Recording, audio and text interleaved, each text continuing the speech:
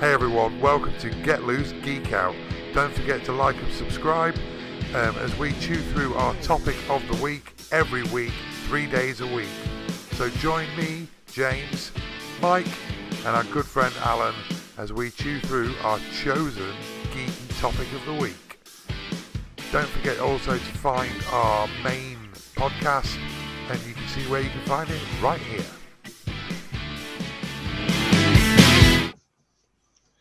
Welcome everybody to this week's topic, which is zombies. Films, TV series, what we would do, all things zombie really. Obviously due to The Walking Dead for the last decade, it's been quite prevalent. I don't even know if that's a word. Prevalent, that's a word. That's a word, yes, well done. Pop culture. And it also went through in the 70s and 80s. It was every other horror flick was zombies. Everybody seems to have an opinion on it. So let's talk about zombies. Yeah, like you say, it was prevalent through the 70s and 80s. I think it's been prevalent through many decades, really. I mean, I don't think we've gone through many decades without seeing some sort of zombie film, whether it be an original or a remake, since maybe the 50s, really. It's always been something. And then you've got your new varying kinds of zombies as well, haven't you? From your original slow walkers to your fast runners, and then you've got your evolve. Hiss. Boo hiss. And then you've got your original like evolutions based off of the original zombie, haven't you? Where in things like The Last of Us and Silent Hill and stuff like that, where they progress into other species and they merge with different things and become this whole new element.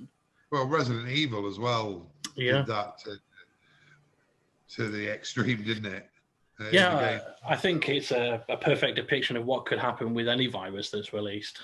I mean, we're definitely not living through a pandemic right now. Yeah, well, this is how it starts. Get your plans together, people. Yeah. We've all seen I Am Legend.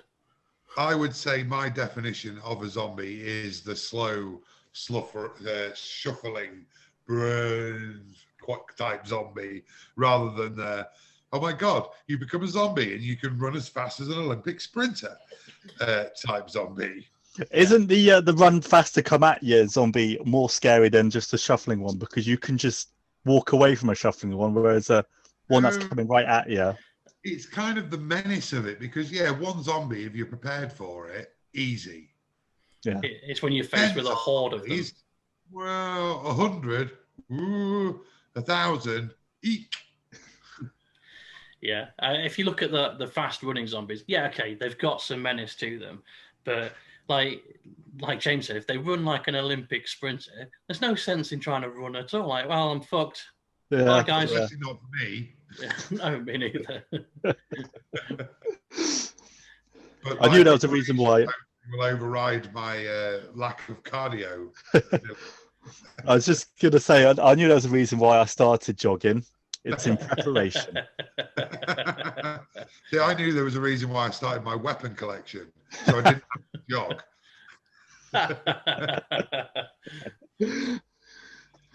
But yeah, for me, the shuffle zombie is just as dangerous and menacing, more menacing than the sprinty rubbish that they tried to push on us these days.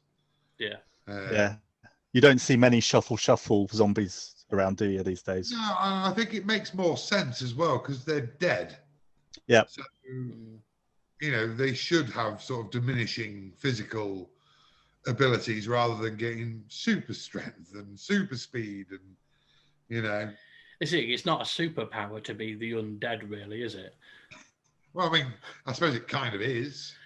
It's a bit shit, though. No, yeah, I was going to say, when you've got no, personality or any, means of knowing what it is to be undead, just, I need to eat flesh and it needs to be live. No, I'll pass on that superpower, thanks. But yeah, absolutely. I prefer the older version. Don't get me wrong, and the top 5 that we'll be doing in the next show will reflect this. I don't totally discriminate against the speedier zombies, shall we say, because that's the world. Apart from Walking Dead, every other film, and that seems to be the quick ones these days. Yeah. But yeah, I like some of the original stuff that was out there. Yeah. I think it's really prevalent, especially these days, because the amount of stupid conspiracy theories you hear out of people's mouths these days is just bonkers. I know I've made jokes like we've seen Resident Evil and I Am Legend, and vaccines that we don't know 100% the effects of. We sort of go, oh, it could turn into that, and that's where people are actually leading with these vaccines. Like they're either being traced by Bill Gates and the government, or we're all going to turn into zombies at some point. And it's like, I'm pretty sure that's not how this is all going to go down, I don't know. I think, and this is really, really, really, really, really out there, but, sometimes I quite look forward to when the apocalypse comes. I reckon I'll be all right. Well, you've got a room full of weapons, so you'll be definitely all right. I know, but stick with me, kid. Stick with me. Yeah, and as you'll see in my apocalypse plan, that's not the only thing I've got. But yeah, some part of me, like some really, really ridiculous part of me, was like, yeah, that'd be kind of cool. I think we've all imagined it'll be cool to live during the apocalypse somehow, especially when you look at things. I mean, like we'll take Walking Dead, for example. It's quite dramatized. There's a lot of things going on there and stuff like that. But it's also about the rebuild and having to live where there is a constant threat. Not that there's not a constant threat now, because we're constantly under threat from different things. But it's that one thing, like that one threat where if you get just bitten, you don't have to be eaten, just bit once, that's it. You become part of that threat. But get a shit superpower. But yeah, part of me does kind of look forward to when it goes down. So, but it needs to happen soon because I'm getting a bit old now. Running around, chopping heads off zombies. So yeah, in the next 5 to 10 years. I think that's the fun part about it, isn't it? Like murder technically becomes like Fine. Yeah, like a hobby. Wait, you off? I'm just off for murdering. Boy, I love killing. A few zombies.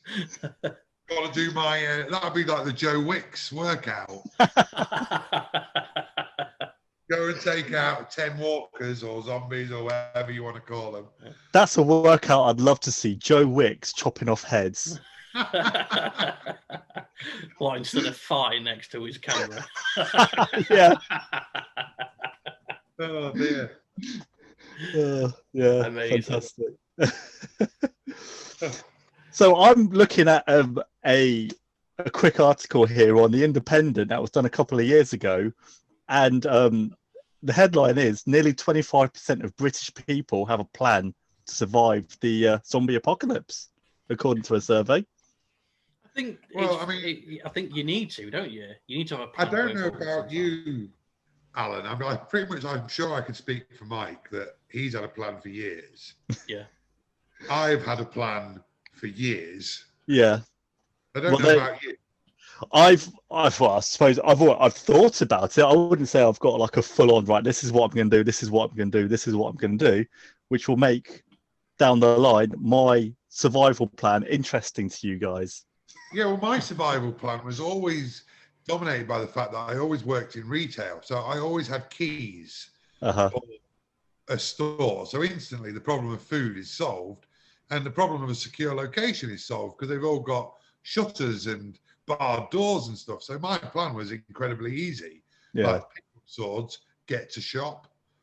Yeah. But now I'm not in that business anymore. It's like that's really thrown it into disarray. Well, been out, get knives, get in car. Well, no, because I would have always had to have got in my car. But yeah, it would take a bit more thinking about because I don't have access to that secure location. So it would have been so easy, get in, make sure that the other people with keys can't get in. Or they've got a certain time to get in, because you don't know who might find those keys afterwards. So leave the key in the lock so they can't get in, and then just eat the food. Just eat the food. Cool. Well, I mean, obviously you'd have to categorize it first to see what you were going to eat in what order. Yeah. Because obviously perishables. So yeah. You'd live like a king for like the first 5 days, wouldn't you? Yeah, eating all the chilled stuff. Yeah. Well, look, they've just had a fresh delivery of sandwiches. I shall have a BLT today. It depends how long the power was left on for. Yeah. Because obviously you'd still have the freezer, so you could maybe freeze some of the frozen, the chilled stuff to start with. Because generally you don't lose all power instantly when they're portrayed on screen.